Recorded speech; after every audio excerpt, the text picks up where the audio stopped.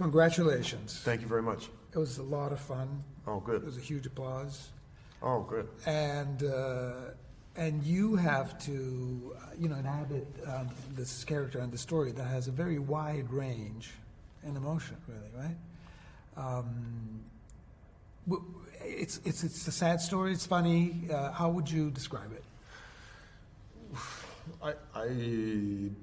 It's a movie that centers around a divorce, but what it's about is, I think, hard to articulate. It's maybe about love transitioning and how painful that can be, if I was trying to summarize it. But it's about a lot of other things, I hope. Right.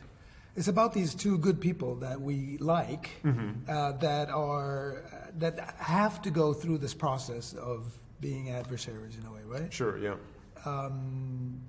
And divorce is such a huge part of, of life. Were you interested in that subject particularly, or was it mainly the character? Yeah.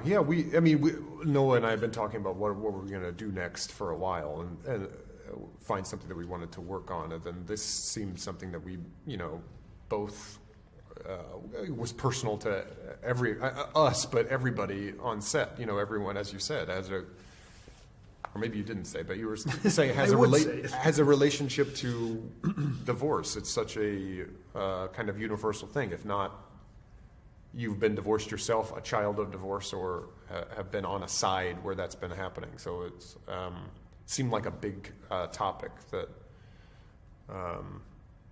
we were both interested in. It also takes place in your, milieu in theater and film. That make it even more personal, or could have been anything? I thought the theater part of it was just a beautiful thing. That there is, he's a theater director.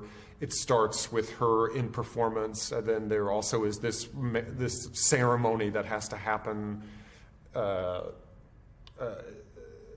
That divorce does turn into people in rooms performing for small. That there's such a odd formality of like you want to just say, well, why can't just this person get in a room with this person and work it out? But there's also this someone who's so used to having control out of his comfort zone. The fact that also the way that Noah writes is very theatrical. So the theater of life, it was a beautiful theme that I thought that just made it all the more telling that he was a theater director. Some parts were very classical screwball in a way. It was great to watch. Is that hard? Did you talk about that with Noah? Did you get into a particular rhythm for that, or no? No. I mean, I think that it's just I think that we just think that's kind of how life is. That it's genreless. If anything, it would be a comedy, but there's. Obviously, it's peppered with moments of right now I feel like Buster Keaton, where you're, like in the midst of all of this, you have to try to put a ticket in the slot, and there's like a whole.